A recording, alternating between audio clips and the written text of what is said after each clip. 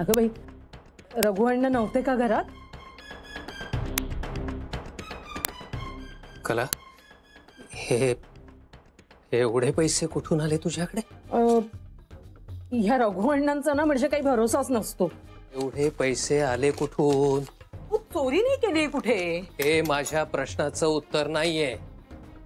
दिलेत कोणीतरी. कोणी दिले? तुम्हाला कशाला हव्या त्या नसत्या चौकशा? दिलेत आणि आपल्याच कामासाठी येणार आहेत हे पैसे. हे पैसे तुला कोणी दिले? तुमचा स्वभाव म्हणजे ना भारी चिकित्सक. लक्ष्मी असणं महत्वाचं आहे. ती कुठून आली, का आली, कशी आली, हे काय करायचंय तुम्हाला? स्वतः कधी एक दमडी मिळवली नाहीत आणि आता आपणहून लक्ष्मी घरात चालत आली तर तुम्ही तिला 100 प्रश्न विचारताय. अशाने टिकेल का ती? लाचारीने वैभव भोगण्यापेक्षा मानाने गरिबी सोसेन मी. वा रे वा, बोलाची कडी आणि बोलाचा भात. हे असं नुसतं बोलणं सोपं आहे हो. आणि असं हे बोलूनच पोट भरलं असतं तर आणखीन काय हवं होतं? पोटाची खळगी भरण्यासाठी पैसाच कमी येतो, लक्षात ठेवा. पण त्याची ही थेर चाललीत. जान्हवी घरात नाहीये. आता या वयात काय करणार आहोत आपण? म्हणून म्हातारपणाची तजवीज करते मी. जगायची लायकी नसेल ना तर नाही जगायचं आपण, पण कुणाकडेही हात पसरायचा नाही. म्हातारपणी कुणाकडे हात पसरायला लागू नयेत म्हणून करते मी हे सगळं. म्हातारपण अजून यायचं बाकी आहे का आपलं? आणि याआधी तुझं इतक्या वेळा लोकांकडे हात पसरून झालंय ना की लोक आता तुला दारात देखील उभी करीत नाहीत. पुरे झालं, पुरे झालं. जेवा आणि झोपा आता गुपचूप. हे पैसे कुठून आले हे कळल्याखेरीज मी अन्नाच्या कणाला आणि पाण्याच्या थेंबाला देखील स्पर्श करणार नाही. झालं झालं तुमचं सुरू अन्न पाणी सोडण्याचं नाटक. हे बघ, तुला काय समजायचं ते समज. एवढे पैसे घरात यायची लायकी नाहीये आपली. आणि तरीही आता या क्षणी ते इथे आहेत. याचाच अर्थ काहीतरी गडबड आहे आणि ती काय आहे हे मला कळलं पाहिजे. आणि ते जोपर्यंत मला कळत नाही ना तोपर्यंत मला अन्न पाणी वर्ज्य आहे.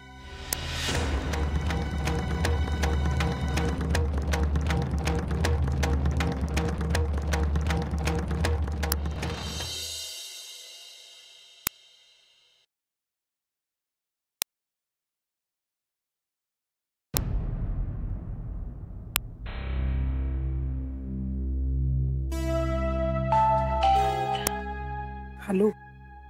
हा हॅलो. नाही हो आई, नाही निघाले अजून. आई इथे हॉलमध्येच बसले आहेत. हो काय माहित, एरवी लवकर झोपतात. आता त्या झोपायला कधी जातील हे मी कसं सांगू? आज कुणास ठाऊक त्या हॉलमध्येच बसून आहेत. नाही, त्यांचा चेहरा पण ना जरा मला काहीतरी रागावल्यासारखा दिसतोय. आज काहीतरी झालं असेल बहुतेक. आता त्या समोर बसलेले असताना कशी निघू मी? आज नको ना, आजचं राहू दे. नका हो नका, मला असं काहीतरी भलतं धाडस करायला सांगू. अहो हॉलमध्येच बसल्यात, सांगते काय अशी कशी? आज नको. हा नंतर बघू ना कधीतरी. हॅलो हॅलो, रागाव न. हॅलो.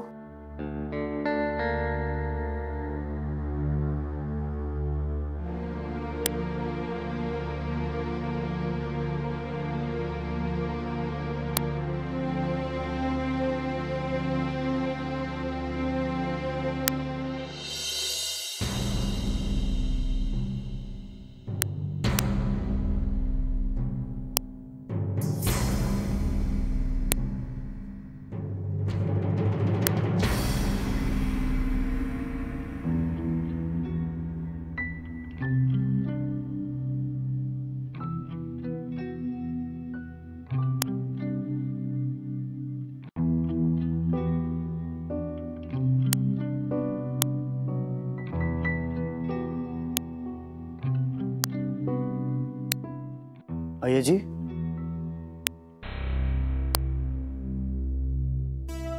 तुझीच वाट बघत होते. का ग? जरा बोलायचं होतं तुझ्याशी.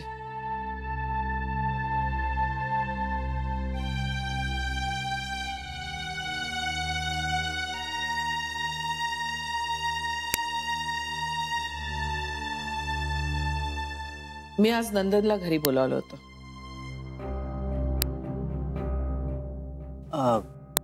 मला म्हणाला तो, त्यानं खूप पैसे उसने घेतलेत. अगं त्या बिचाऱ्याच्या आईचं ऑपरेशन झालंय, त्यातनं त्याच्या बहिणीचा ऍक्सिडेंट झालाय.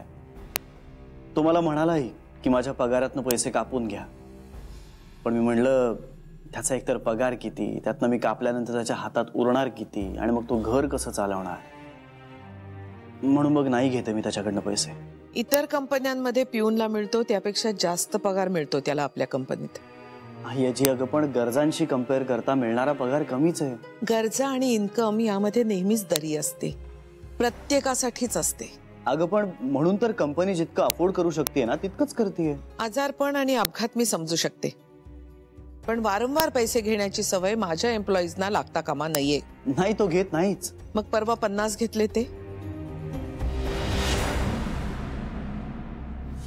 तू तुझ्या अकाउंट मधनं 50,000 काढलेस ते कशासाठी? नंदनसाठी. म्हणजे तू जान्हवीच्या आईला पैसे दिले नाहीस, नंदनला दिलेस. पहिल्यांदा नाहीच म्हणाला तो. मी आवाज चढवला तेव्हा वरमला. कबूल केले घेतले म्हणून. खोटं बोलला असता तर त्याची खैर नव्हती. माझ्या आयुष्यात खोटं बोलणाऱ्यांना जागा नाही, मग तो परका असो की जवळचा. याची माणूस नाईलाजापोटी कधीतरी खोटं बोलू शकतो ना. ते समर्थनीय नाहीये श्री. तू म्हणतेस हे आदर्श आयुष्य, पण प्रॅक्टिकली तसं पॉसिबल नाहीये. आपला विषय वादाकडे चाललाय आणि मला घरात शांतता हवी आहे. मलाही तेच म्हणते मी. ऑलराईट ऑलराईट ऑलराईट, मी माझे शब्द मागे घेतो. नंदननं घेतलेले पैसे त्याच्या पगारातून कट झाले पाहिजे. पहिले पैसे फिटेपर्यंत नव्यानं उसने मिळणार नाहीत त्याला.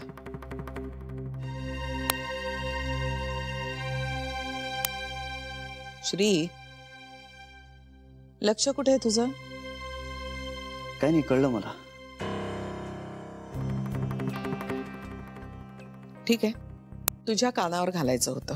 अर्थात हे माझं म्हणणं आहे. कंपनी तू चालवतोयस, तू ठरव काय ते.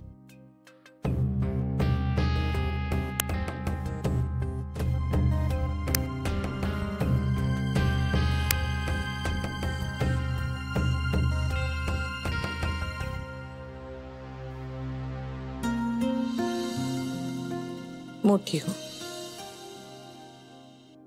माझी जी ताई आहे ना, तिचे जे मिस्टर आहेत त्यांची मागच्याच महिन्यात बँगलोरला बदली झाली आहे. पण ते कायमचे तिकडे सेटल होणार नाहीयेत आणि त्यांना इकडचं घर सुद्धा बंद ठेवायचं नाहीये.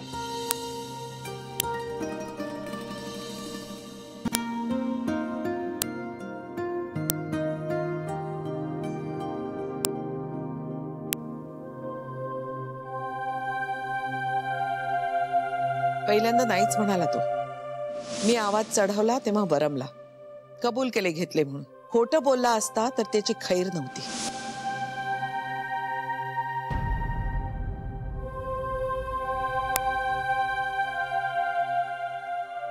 श्री,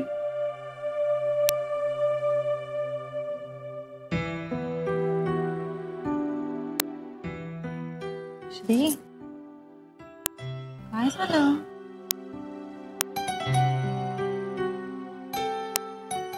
तुला गाडीत पण किती वेळा विचारलं मी, काहीच नाही बोललास, नुसती गाणी ऐकत होतास. हे श्री, खरंच टेन्शन घेण्यासारखं आहे का काही? नाही तसं काही नाही. आई आजी काही बोलल्या का? मग अचानक असा अपसेट का झालायस? अगं डोकं दुखतंय थोडस. असं कसं अचानक डोकं दुखायला लागलं? नाही नाही अचानक नाही, ते सकाळपासूनच थोडस दुखतंय. हो? अरे बापरे. बरं ये इकडे, छान चेपून देते तुला. त्यांना काही होणार नाहीये. तू बस तरी. ये इकडे. असं कशाला म्हणायचं? बरं वाटेल बघ.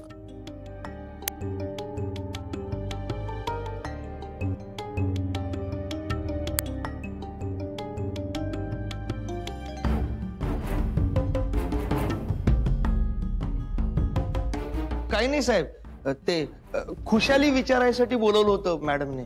नाही नाही नाही नाही. हे ते नाहीये. काय खरं कारण आहे? नाही साहेब, हेच ते आहे, बाकी काही नाही. सिरियस घरी प्रॉब्लेम आहे ना म्हणून. का रे, घरात तब्येत बरी नाही का कोणाची? नाही तब्येत वगैरे, बायकोशी भांडण झालं मग.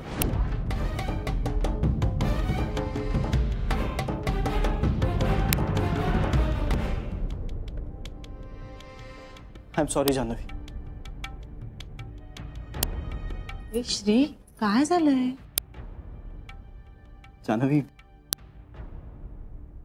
जान्हवी मला खूप गिल्टी वाटतंय. का? नाही, आता नाही सांगता येणार. खूप कॉम्प्लिकेटेड आहे ते. तरीही मला सांग. अगं, माझ्यामुळे एका इनोसंट माणसाला त्याची काहीही चूक नसताना ओरडा पडलाय. त्याला अक्यूज केलं गेलं. कुणाला? जान्हवी, मी माझ्याच टाईपमध्ये अडकायला लागलोय असं वाटतंय मला. मला फक्त सगळ्यांना सांभाळून घ्यायचं होतं ग. चांगली माणसं मूर्ख ठरतात हे चुकीचं ठरवायचं होतं. मला माझ्या कॉलेजमधली मुलं म्हणायची की श्री, तू खूप चांगला मुलगा आहेस, म्हणून तू चांगला बिझनेसमॅन नाही होऊ शकणार. मला कधी पटायचं नाही. एक चांगला बिझनेसमॅन होण्यासाठी वाईट असण्याची काहीच गरज नसते हे मी माझा चांगुलपणा टेकवून ठेवून सिद्ध करून दाखवलंय. तरी अजून सगळं अवघडच आहे. श्री, असं नको ना रे बोलूस. तू स्ट्रेंथ आहेस आमच्या सगळ्यांची. अगं पण जान्हवी, कधी कधी लोकांना जपता जपताना आता मला थकल्यासारखं होतंय. हे बघ श्री, शांतपणे मला सांग बघू, काय झालंय? नाही, तुला आता खरं नाही सांगता येणार मला. पण हो, माझं चुकलंय. पण माझा हेतू चुकीचा नव्हता, तो बरोबरच होता. फार कुठलाही कलह न होता सगळे आनंदात राहावेत असं जर वाटत असेल तर ही गोष्ट इतकी चुकीची आहे का? बापरे, तू खूप खूप कोड्यात बोलतोयस. नको बोलूस. मला नीट कळेल असं सांग बघू, काय झालंय? जान्हवी, मी तर असा विचार करतोय ना की माझंच चुकलंय कुठेतरी. मी का करतोय हे सगळं? हा कुठला अट्टाहास आहे सगळ्यांना बांधून ठेवायचा? सतत कोणाचा तरी मान सांभाळा, हिचा स्वाभिमान सांभाळा, कोणाच्या तरी भावना जपा, ती दुखवली जाणार नाही याची काळजी घ्या. अरे का कशासाठी करतोय मी हे सगळं? आणि पर ज्यांच्यासाठी हे सगळं करतोय त्यांना ह्याचं काहीच नाही का? श्री, प्लीज मला सांगशील काय झालंय ते? नाही, आय एम सॉरी. मला प्लीज आत्ता नको विचारूस. तुला बरं वाटेल. मला आता मी गप्प बसलो ना तर बरं वाटेल. बरं मला सांग, बस स्टॉपवर तू जे सांगणार होतास त्याच्याशी ह्याचा काही संबंध आहे का? सगळ्याच गोष्टींचा एकमेकांशी संबंध आहे. सांगणार नाहीयेस? आता नाही. Okay, it's okay. तुला गप्प बसावं असं वाटतंय ना, मग गप्प बस, काही हरकत नाहीये. जेव्हा बोलावं असं वाटेल तेव्हा बोल, ठीक आहे? थँक्स. आलो.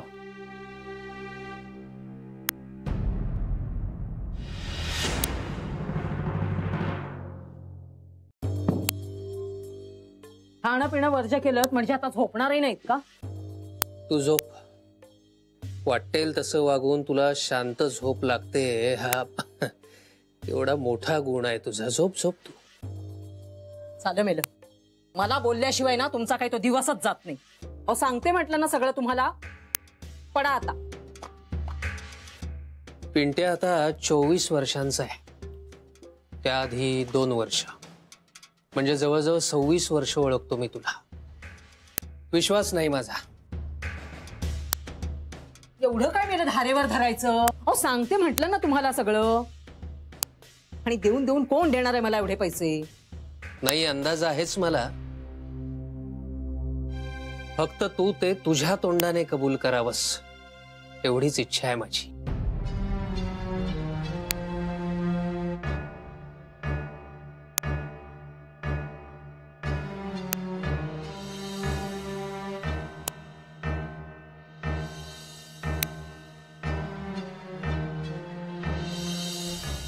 खरंच माझं चुकलंय का?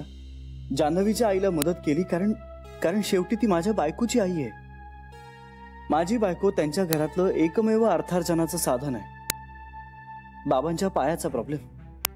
पिंट्या हा असा, कसं चालणार आहे त्यांचं घर? पण जान्हवीचा स्वाभिमान दुखावला जाईल म्हणून तिला काही सांगितलं नाही. आजीच्या आदर्शात हे बसणार नाही आणि जान्हवीची इमेज खराब होईल म्हणून आई आजीला सुद्धा काही सांगितलं नाही. खरंच इतकं चुकलंय का माझं? बायकोच्या माहेरी थोडी आर्थिक मदत करणं हा इतका मोठा गुन्हा आहे का? लहानपणापासूनच पुरुषांकडून वेगवेगळ्या कारणांनी दुखावल्या गेलेल्या स्त्रिया पाहत आलोय मी. म्हणून ठरवलं होतं कुठल्याही स्त्रीला कधी दुखवायचं नाही. पण चुकलंच माझं. आणि मी नंदनचंही नाव नको घ्यायला होता याची समोर. त्याला कशाला मधल्यामध्ये त्रास? एका शब्दानं काही बोलला नाही पठ्ठ्या मला. सांगायचं तरी ना. आता मी एक खोटं बोलून बसलोय म्हटल्यानंतर ते मला नाकारताही येणार नाही. आई आजी आणि जान्हवीचे संबंध चांगले व्हावेत, किमान आहेत त्यापेक्षा बिघडू तरी नाहीयेत म्हणून माझी धडपड चालली होती. नाही, खरं सांगायलाही काही प्रॉब्लेम नाहीये मला. पण त्यांना ते खरं स्वीकारणं जमणार आहे का? मला वाटतं त्यापेक्षा फार चांगल्या पद्धतीने घेतील हे सगळं. आई आजीला जर मी खोटं बोललो हे कळलं ना तर मला कधीच क्षमा नाही करणार ती, मेलो तरी नाही. आणि जान्हवीला कळलं तर?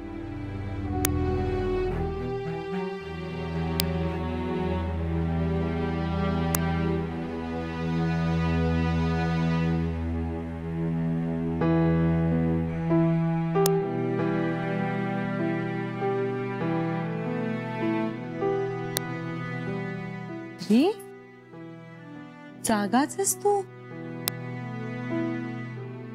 हो. अरे झोप नाही येते?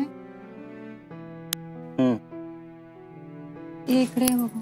तिकडे नाही ग, तू झोप, मी पडेन थोडा वेळ. इकडे बघ.